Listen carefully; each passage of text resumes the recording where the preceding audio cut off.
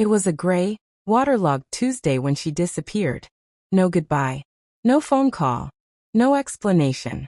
Just a small bassinet outside the door of my office, rain dripping from its edges. Inside, my son lay swaddled in a blanket that still carried the faint, lingering trace of her perfume. I stood there, soaked to the bone, staring at his tiny fist flexing in the air. Tucked inside the blanket was a single folded scrap of paper. 3 words scrawled in jagged ink. He's your problem. That was the exact moment I stopped being a husband and became something else entirely. 2 days later, there was a knock at my apartment door. It was her parents. Not to ask how the baby was adjusting, not to offer a single ounce of help. They arrived in tailored coats and silk scarves, the gold at their wrists catching the hallway light, their eyes sharp enough to cut. She's gone, her mother said in a voice as flat as glass. We don't know where. He's your burden now. Don't call us. And without waiting for an answer, they turned and walked away. For the next decade, they stayed gone. In those years, I became father, teacher, nurse, and provider. I cooked his breakfasts, walked him to school, steadied him on his first bike ride. I taught him how to change a washer on a leaky faucet, how to loop and tighten a tie. I worked until my vision blurred just to keep a roof over our heads. I stayed up through fevered nights, timing his breaths between coughing fits. I watched him grow, sharp, stubborn, full of life. They saw none of it. Not until they decided they wanted him. The cream-colored envelope arrived without ceremony, its weight deceptively light. Inside was a petition for custody. The words on the page were cold, clinical, but the accusation was clear. I had deliberately kept them from their grandson, poisoned him against them, and was unfit to raise him. I read it slowly, my hands steady. They had no idea what I'd been holding on to all these years. The night she left, she hadn't just abandoned a child. She'd left her phone, still unlocked, still logged into everything. I didn't touch it at first. Anger is a wildfire. It burns bright but dies fast. Revenge, though, that's something you serve chilled. Over the next 6 months, I built an archive.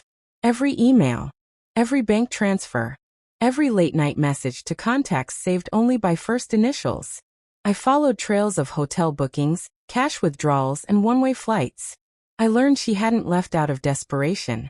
She'd run off with someone else. Someone with a criminal record. Someone her parents had paid off multiple times to keep quiet. Her mother's name was on the transfers.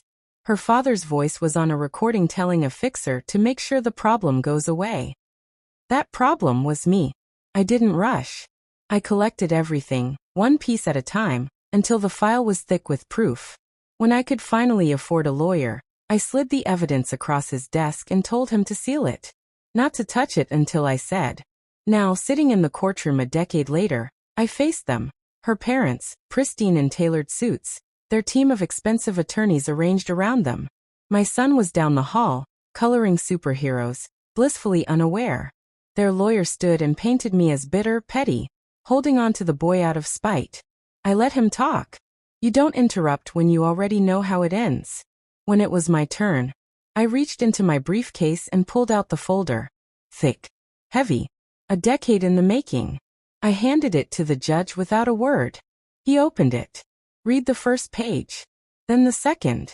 By the third, his brows had climbed. He leaned back, peering at me over the rim of the file. Do they even know what you have? He asked quietly. I gave a small nod. Silence filled the room. For 10 full minutes, the only sound was paper turning. When he finally spoke, his voice was sharper. This is deeply troubling. Her parents shifted uncomfortably. Her mother's hand found her pearls and twisted. The judge looked at their lawyer. I strongly advise your clients to reconsider.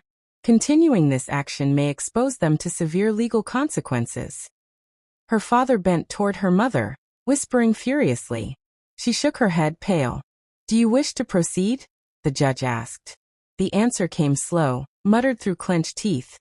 We withdraw. They left quickly, their attorneys avoiding my eyes. As they passed me, her mother's gaze flicked to the folder still in my hand, like it might explode. She was right. It already had, just not in a way she could see yet. Outside, my son bounded toward me, holding up his drawing. It's us, he said proudly. In his picture, I was wearing a cape. I buckled him into the car, started the engine, and caught sight of them across the parking lot, watching us leave. Their faces were pale, their posture stiff. They knew this wasn't over.